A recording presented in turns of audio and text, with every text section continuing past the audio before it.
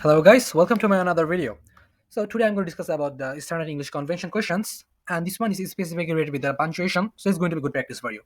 So let's not teach it too much and get to the main topic. So what is the question?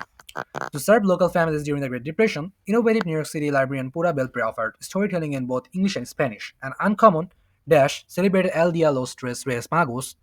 Sorry if my punctuation, sorry if my spelling is wrong, but let's forget that. An important community holiday and put on puppet shows dramatizing Puerto Rican folktales, which choice completes the text so that it conforms to the convention of standard English. So if you look at the choices, you will find like they have already given you the options and all the options are same. The thing that they are looking for is like the punctuation. What punctuation is going to be used here? By the way, so if you're going to answer these types of questions, this is really good practice because I'm going to give you a note for this one. It is not very related, but it's going to be very helpful for you. And before that, I would like to say something to you that I'm looking. A lot of people are you just like really watching the videos. They are just rewatching the video continuously for to the whole minute. It's not my problem. It's obviously your problem because you, when you're watching, I want you to take the notes that I'm going to give you. Okay, because it's obviously going to be helpful for you. Believe it or not, if you're just going to watch this video and don't take any notes, just watch it and think like, oh, I'm going to get every 1500 because I know everything. You're going to make a good mistake. Because if you don't take no notes, you're not going to get that score. So take notes. So the note is before and after and the punctuation is always the same. And notice is about it's not just about the punctuation. It's also about like the verbs is same. Also like there are if there are connectors is going to be the same. If there are modifiers, it's going to be the same. Most of the things are before and after and is going to be the same. Remember that.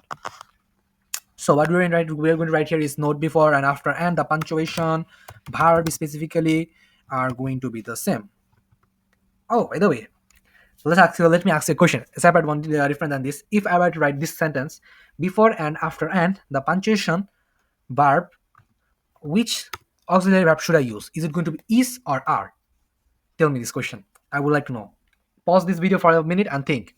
Which verb should I use? Is or are? Before and after and the punctuation, verb are going to be the same. Going to be the same. Yep. And congratulations to those who actually gave us the correct answer, which is R. Now, a lot of people ask you why is it not going to be is. It may look is, but it's not going to be is. Why?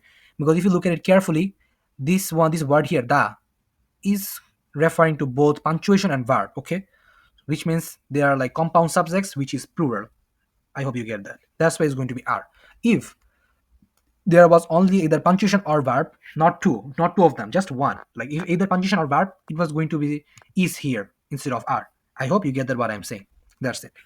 So the notice, remember that as I told you, before and after and the punctuation, verb, and everything else is going to be the same. That's the note. And write down on your notebook. I want you to write down. I hope you get that. Now, how is it going to be useful here? For the most part, it's not going to be that useful here, but it is similar. Why? Because if you look at the questions, you will find similarities in these types here. Let's read the question again, and this time we are going to put these words into these dashes and read this one with that again.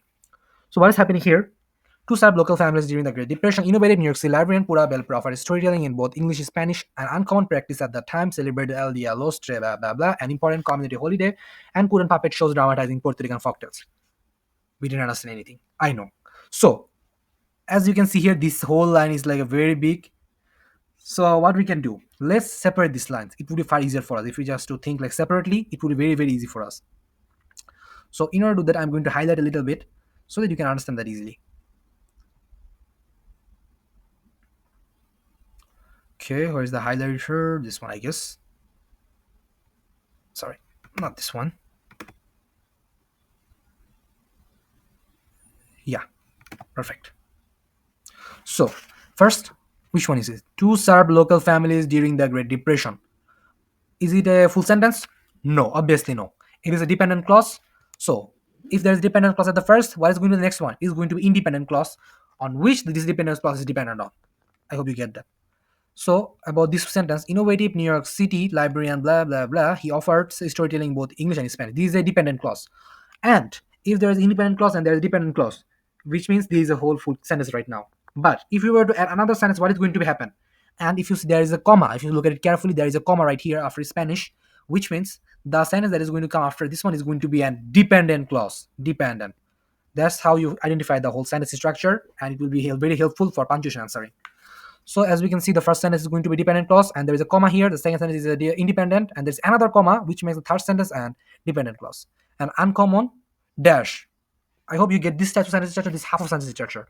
Now let's focus on the next one. Don't just go for it. If you can, go for it, but if you don't, go look at the other sentence structure. Celebrated El Dia los Tres Mangos. Is it a complete sentence? Yeah, it is a complete sentence. Maybe a lot of people say there is no subject, it may not be, but you can. If the sentence starts with a sentence can form with just a verb and an object. With just a verb alone, a sentence can form. A verb is almost necessary for it to sentence a form. That's it. Since there's a verb and object, it is a complete sentence, but they are not completing it, they are using a comma in order to continue this sentence. What does it mean? It means the sentence that is going to come after this one is going to be a dependent clause. So which means an important community holiday, this part here is a dependent clause, which is dependent on this independent clause, which is celebrated el dia los tres mangos. I hope you get this part too. So do you see something similar? Yeah, there it is. We can see dependent clause, independent clause, another dependent clause. We can see a dependent clause, another independent clause. I see. So what does it say? Does it mean like this before this sentence there is another independent clause? I'm sorry, there is going to be another dependent clause? Maybe or maybe not. Maybe you have to look for the two. Before we go for that, let's look at this after what they said. And put on this puppet shows dramatizing Puerto Rican folktales. Is really unnecessary. We don't have need to read that. It doesn't give us any information. But still, you should read it because you don't know what is going to give information and what is not. Now let's go to our main topic about answering this question. Since we can see here the sentence clauses, this innovative New York City, blah blah blah. These are independent clause and uncommon dash. This is a dependent clause. If you look at it carefully, they didn't finish this sentence right. And uncommon dash. So what is going to sit here? A practice at the time, which means this is not finished sentence. There is going to be something more. Now, so if you look at it carefully, you'll find the common things here too. And uncommon, which is not finished here, which is like it is unfinished. So what is going to happen? There is going to be happen the like there is these words are going to finish this sentence. But where is it going to finish? Is it going to finish practice at the time or just practice at the time? That's the thing. Let's look at it. If you read it carefully, you will find an uncommon practice at the time. Now think of it a little bit. Let me if okay, no problem. An uncommon practice. Okay, it makes sense. An uncommon practice at that time. Now the question: where are we going to use the comma? Is it going to be after practice, before the time, or is it going to be at the end, or at the time, or is it going to be like both of the place? Now there's the question. Or is it going to be a semicolon? Yep. Who knows? So what can we think? If you look, can you get the feel like if you're reading like thoroughly, you will feel that an uncommon practice at the time, which shows this sentence is going to be complete and fully. Do you get that of feel? If you don't, it's fine because we are not going to be dependent on any feeling. We're going to be dependent on rules. So let's see.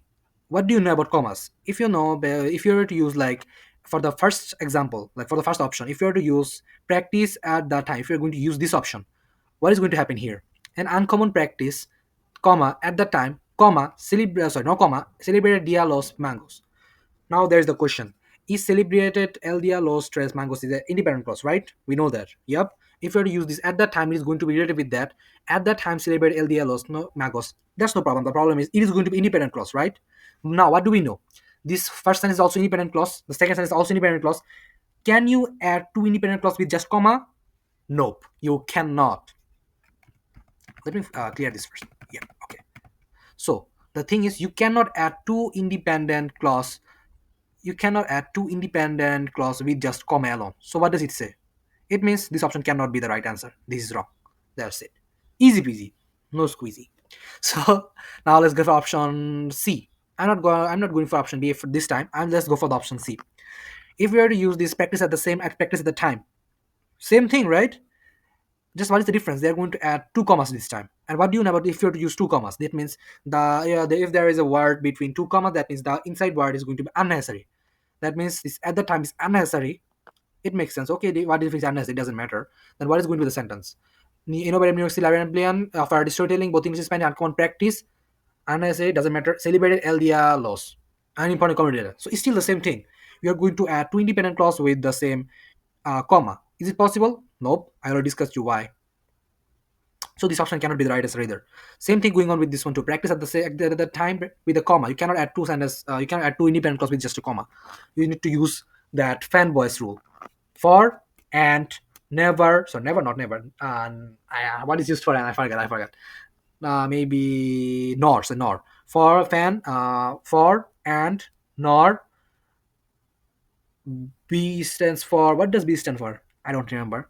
O stands for or. Okay, that's it. I don't remember everything about everything right now. I will discuss about the later, but that's the thing. If you're going to add a sentence, you need to use those fanboys words. I hope you do remember those fanboys, although I don't remember it. But I expect you to remember that because you are the one who is going to give that exam. So remember those, or look out for those fanboys words. If you don't know, these are very famous. These are very famous words, so you should have to know this seven words. These seven words are the ones which is actually useful for, which is actually used to add two sentences to independent clause. So find out these fanboys words, and these two words are the only ones that can add two independent clause. I hope you know that, and that's it. So what are we left with? This option B. Now, I already told you what can add to independent clause. Only fanboys, right? Yeah, it is true. It is only fanboys, but you can also separate two. You can also separate two independent clause. You don't need to just add these two independent clause. You can separate these two. Remember that. And how do you separate two independent clause? Using dots. Just using dot. A dot. Also, oh wow, is a star. Using dot. Also, you can just use an inverted comma. And what do you see here? Yep, that's the thing, inverted comma. So what are we going to do? We're going to separate this clause instead of adding it. Now, what does this stand for? To serve local families during the Great Depression, innovative New York City librarian Pura Bell offered storytelling in both English and Spanish, and uncommon practice at the time. Done. Celebrated El Dia Los Mangos, an important community holiday. Done. And put on holiday, puppet shows dramatizing Puerto Rican folktales. That's it. It's easy. Not that hard. You just need to look out for the rules. Look out for what they have given you for as the options. That will be easy. And remember this words that also remember this notes that's going to be helpful for you. And the notes, how is it going to be the same? As you can see here, they already give you another clue here, right here. You see inverted comma, sorry, a semicolon. Do you see that? This semicolon they already give you for to end the sentence, and independent clause, and end this sentence with a semicolon. That's the same thing they also showed here. The independent clause, dependent clause, and end the sentence with a semicolon. That's how it is similar. That's why I already gave you this note. And this note is not going to be just useful here, it's going to be useful every single place. Every single place, believe it or not. That's why I told you, take these notes, try to practice as much as question you can, and you're going to do great. Good luck for your exams. Bye. By the way, before you go, if you like this video, kindly give me a like, man. It's helpful, it actually encourages me a lot. So give me a like too. Bye bye.